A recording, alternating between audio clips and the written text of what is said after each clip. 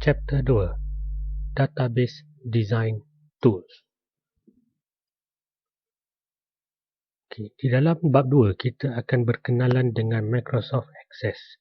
Berbeza dengan komputer-komputer yang ada, di dalam komputer saya menggunakan MS Access 2013.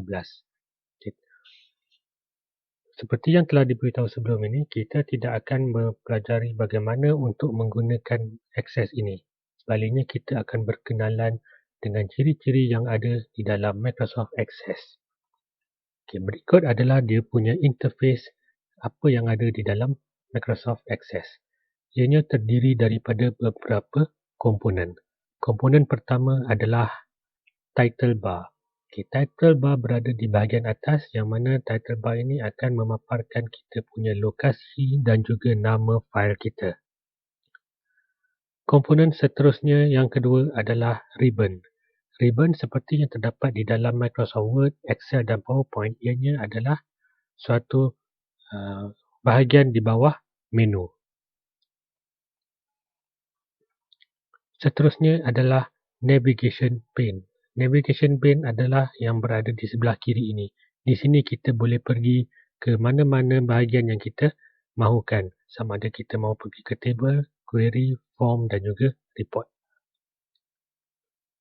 Komponen yang keempat adalah status bar. Status bar berada di bahagian bawah. Di bahagian bawah, ianya akan memaparkan status sesuatu file. Komponen yang kelima adalah table menu. Di dalam ribbon terdapat beberapa komponen kecil, iaitu di dalam contoh ini kita ada table menu. Di sini kita boleh create menu, kita boleh create table, kita boleh modify table dan sebagainya. Seterusnya kita ada komponen yang keenam adalah query menu, yang mana ianya berada di sebelah table menu. Seterusnya adalah form menu, yang form bertujuan untuk kita dapatkan maklumat daripada pengguna. Dan komponen terakhir adalah report menu. Report digunakan untuk memaparkan maklumat yang dikehendaki oleh sesuatu company.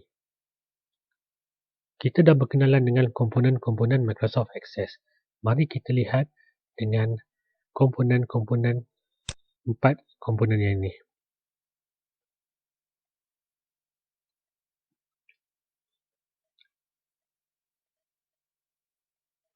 Komponen yang pertama ataupun objek yang pertama adalah table.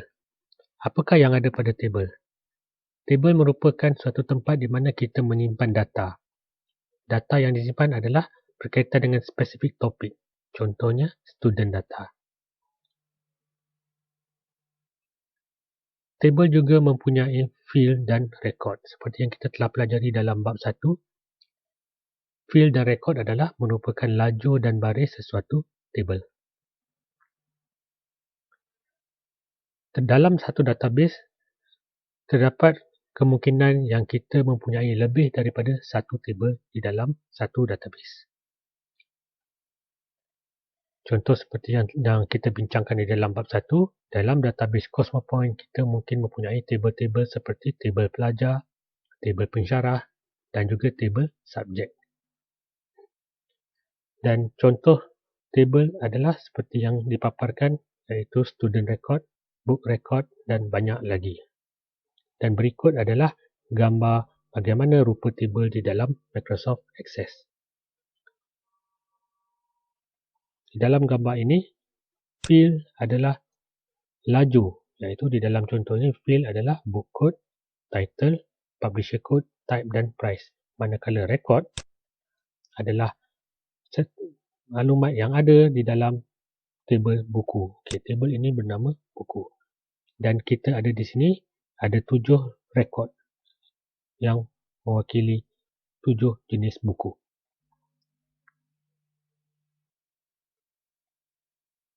Objek yang seterusnya adalah query. Query membolehkan kita search data, mencari data berdasarkan keperluan yang kita nak. Kita boleh mengcombine ataupun menggabungkan beberapa query di dalam satu query.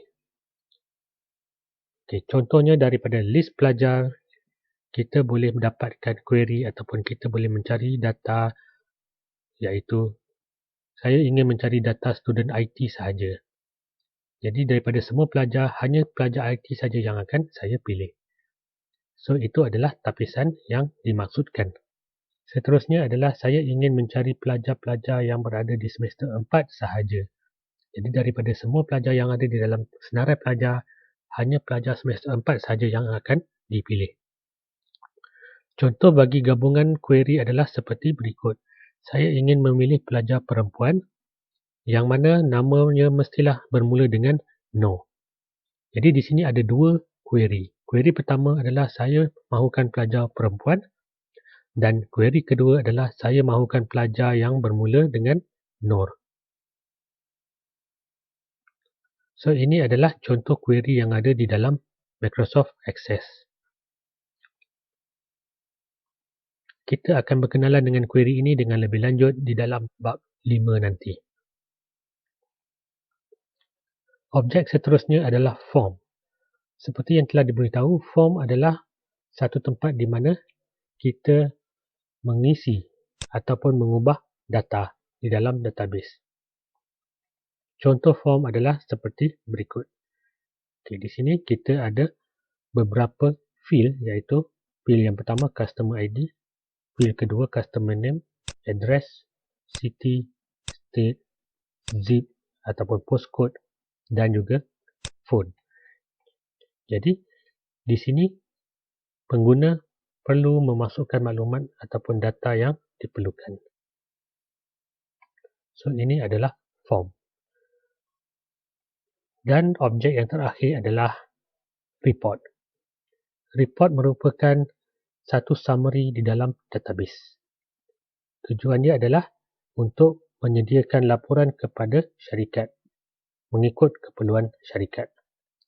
Di dalam report juga, calculation boleh dilakukan untuk membantu dalam menganalisis data. Ini adalah contoh report yang di-generate ataupun dihasilkan daripada Microsoft Access. Jadi anda telah berkenalan secara kasar apakah yang ada di dalam Microsoft Access dan komponen-komponen serta objek-objeknya. Sekian sahaja setakat ini.